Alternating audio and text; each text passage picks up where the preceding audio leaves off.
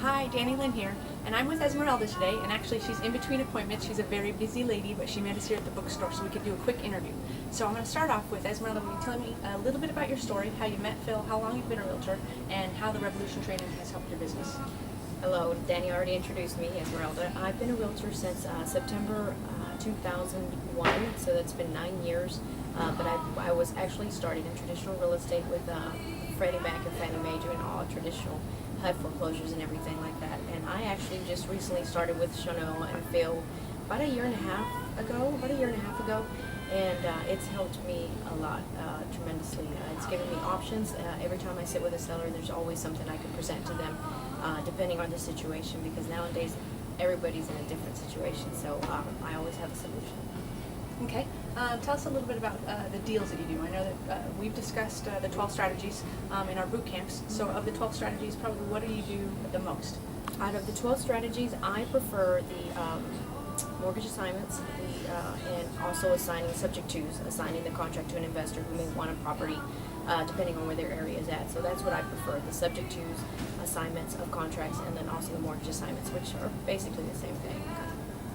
Okay, and then actually, I think I talked to you the other day on the phone, and I had featured you in boot camp number 5, and I told them about your business now and how it's changed, and that you kind of built a business around owner financing mortgage assignments. Yes. Can you tell us how that's changed what you did before versus like how many deals you're doing now? Or Well, what I did before was completely traditional real estate. If a seller wanted to sell, I would represent them, and I would try to find a buyer with a loan to buy their house. Nowadays, there's a lot of sellers who cannot sell, so the way it's changed is sometimes I'll do traditional real estate 3 or 4 deals, and then I'll do 2 or 3 owner financing deals, so that I never turn away a seller. If there's someone who is either has negative equity or doesn't have any equity at all, and they can't afford to pay their realtor, that would be an assignment. So I would do 3 traditional real estates and 2 or 3 assignments depending on what is going on that month. So I mix everything now together, and I don't turn down anyone, so I can make money either way. that's what I like best too. Yeah. Tell us a little bit about how much you make on the owner financing deals. With What's owner commission? financing, everything's completely different. There is no standard commission in traditional real estate, but with owner financing, sometimes I make $2,000 on an assignment because the homeowner's already in arrears. So we catch that up with the buyer's money, and sometimes I make up to $8,000. This last deal we did about a week ago, we made about $8,000. The buyer brought $10,000. We used $2,000 for the documents and the closing costs, and so I was able to keep $8,000 in my pocket. So it's anywhere from 2 to 8, depending on the deal, but 2's better than nothing. So. That's right. Okay, 2 more questions. In regards to Phil's Revolution training, what do you think was the most valuable thing that you learned? From the 12 strategies? 12 strategies or anything that he taught?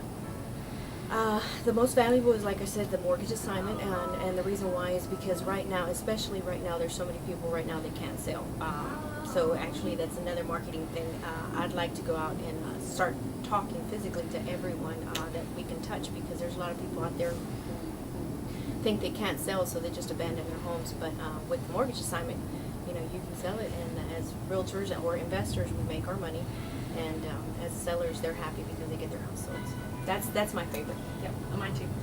Okay, so the last thing I want to touch on is, you'll remember when we first met, I told you that this isn't rocket science, that results are typical if you do the work. So you got to get out there, take the material, and actually get it done. So I was talking to Esmeralda about that, and she completely agrees, so I'll let her touch on that a little bit too. Yes, what I did to get started with postcards, we would blanket a neighborhood, but it's gotten deeper than that now. Now you really have to talk to people, whether it's by phone or whether it's door knocking. It takes a lot of work because you have to explain the process to the homeowner, and the best thing to do is disclose.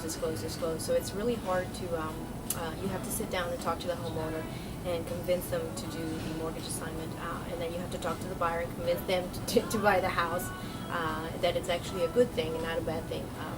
So it takes a lot of work. It's not easy. You have to go out and get it and sweat a little bit.